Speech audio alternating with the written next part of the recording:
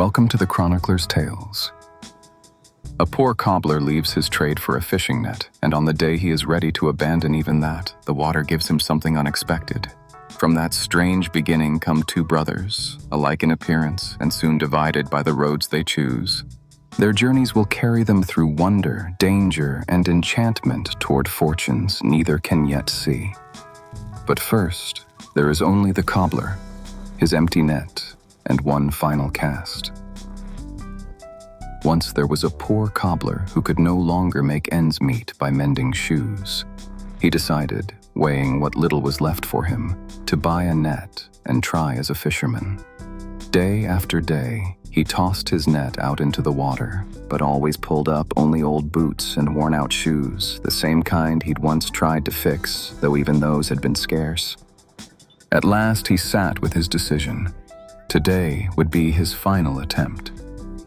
If I catch nothing, I will go and hang myself, he thought. He cast his net. This time, it held a fine fish. He reached in and took the fish in his hand. The fish opened its mouth and spoke. "Take me home. Cut me in 6 pieces and stew me with salt and pepper, cinnamon and cloves, bay leaves and mint. Give 2 pieces to your wife, 2 to your mare, and the rest to the plant in your garden." Trusting the fish, the cobbler followed every word.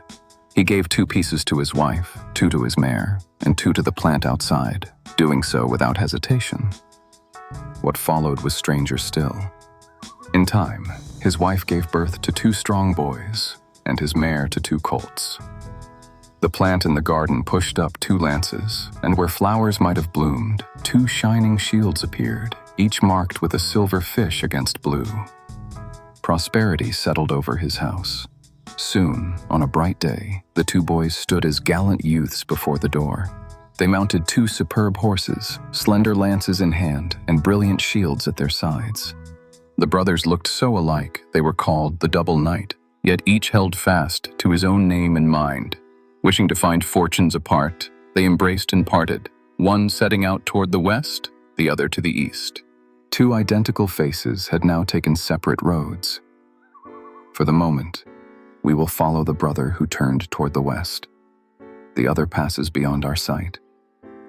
After days of travel, the knight reached Madrid, where the city met him in mourning. The people wept, their sadness running alongside the restless river Manzanares. The youth asked the reason for this grief and was told. Each year, a fiery dragon came for a maiden, and this time fate had chosen the princess, the king's beloved daughter. Without delay, the knight inquired where she could be found and learned she waited nearby, expecting the dragon's arrival. He went at once, finding the princess trembling, tear-stained, struggling to steady herself. At the sight of him, the princess cried out for him to flee. "Fly away, the monster is coming, and if he sees you, nothing can help you." He stood fast. "I shall not go away," he answered. "I've come to save you." She stared, uncertain. "To save me? Is that possible?" "I am going to see," the knight replied. "Are there any German merchants in the city?" "Yes," said the princess, surprised. "But why do you ask?" "You will see," he answered, turning back toward the mourning city. Soon the knight returned with a great mirror bought from a German merchant. He set it by the trunk of a tree, covered it with the princess's veil, and placed her before it. He instructed her, when the dragon neared, she must remove the veil and slip quickly behind the glass. With the plan in place, he withdrew behind a nearby wall. The dragon appeared, moving toward the princess, watching her with fierce boldness. As it advanced, she did as shown, lifting the veil and vanishing behind the mirror. The dragon, finding itself face to face with its own image, halted in confusion. Every move was matched. Its eyes blazed red. Its twin's eyes gleamed back as garnets. Fury surged, scales raised in challenge and met at once, mouths gaped wide, neither backing away. The dragon struck at its reflection, shattering the glass with such force that its form broke in fragments. In every shard, the beast saw itself and believed it had destroyed its rival. From the wall, the knight saw his chance and rushed forward. He struck with his lance and ended the dragon's life without hesitation. When the people of Madrid saw the knight riding with the unharmed princess lively upon his saddle and the lifeless dragon trailing behind, relief rippled through the city. No prize seemed enough except the princess's hand. Wedding feasts, games, and celebration filled Madrid in their wake. For a few days, the journey rested in Madrid. Then the knight's curiosity began to move again. A few days into their marriage, the Knight of the Fish asked his wife if they might see the palace together, its grounds so wide they filled the horizon. For 4 days they walked through every chamber and corner. On the final morning they climbed to the roof. He stood still, astonished by the view stretched before him. Nothing in all his travels through Spain or Morocco could match it. Pointing to a distant fortress, he asked, "What castle is that, standing alone and somber across the plain?" "That is Albastretch," his wife said. "It is enchanted. No one has managed to break its spell, and whoever enters has never been known to return."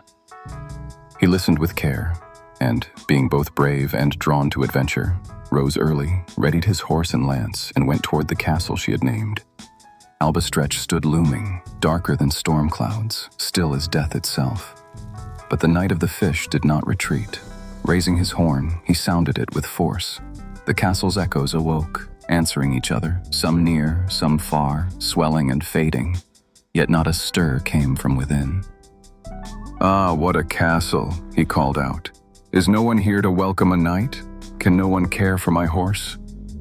From the halls the echoes shouted, "Away, away, away." He replied, steady, "Why should I leave? I won't go back, no matter how much you sigh." The answer that came, I, alas, alas, alas, lingered, unanswered. He tightened his grip on his spear and struck the door with a heavy blow. The portcullis creaked upward. At the opening, the tip of a great, crooked nose appeared, wedged above a sunken mouth. An old woman, forbidding and ill-tempered. She peered out and asked with a crackling voice, "What brings you here, bold disturber?" "To come in," he answered. "Does this castle hold no rest for a traveler at night? Yes or no?"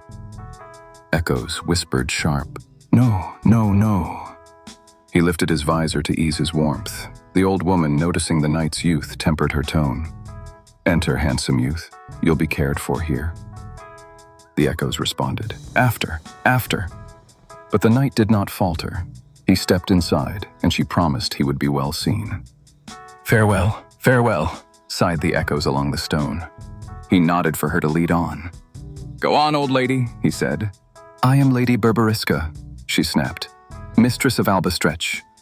The echoes groaned, "Wretch, wretch." "Be silent, you cursed chatterers," snapped Lady Berberiska, curtsying, then added, "I am your humble servant, and if you wish, I will be your wife. We shall live here as splendidly as any pasha." The echoes burst with laughter. "Ha ha, ha ha." He only answered, "Am I to marry you? You must be 100. You're foolish and quite mad." "Well, well," returned the echoes. The knight said, quiet but firm, "What I wish for is the castle registry. I'd like to examine it and amend it, if need be." "Amen, amen," the echoes breathed. Lady Berberiska's pride flinched. Casting him a sharp glance, she beckoned for him to follow, showing him through the castle's silent halls, where he saw many strange sights, but she allowed no questions. Then, leading him down a dark corridor, she revealed a trapdoor. It opened, and he fell, vanishing into the abyss. His voice joined the clamoring echoes, those of many other knights before him, each punished by Lady Berberiska for turning from her, their stories now repeating in the castle walls. One brother had vanished beneath Albastretch, leaving only his voice within its walls. Elsewhere, the same face was still moving toward Madrid. After many days' journey, the other Knight of the Fish came to Madrid. Passing beneath the city gates, he was welcomed by sentinels presenting arms and the steady beat of the royal march. Servants gathered quickly, sharing how the princess wept for him through his long absence, haunted by worry for his fate in the castle of Albastretch. He thought it best to let them believe he was his brother, better to be quiet and wait for what might unfold. The servants escorted him to the palace, nearly in triumph. He met with the king and the princess, accepting their congratulations and kindness without protest.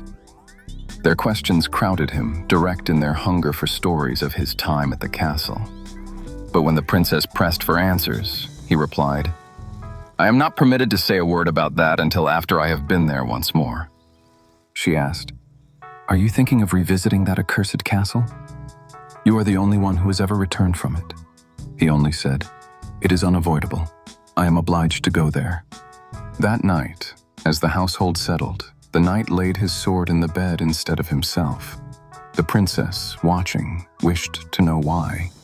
He answered, "Because I have sworn not to sleep in a bed until after I have revisited Albastretch."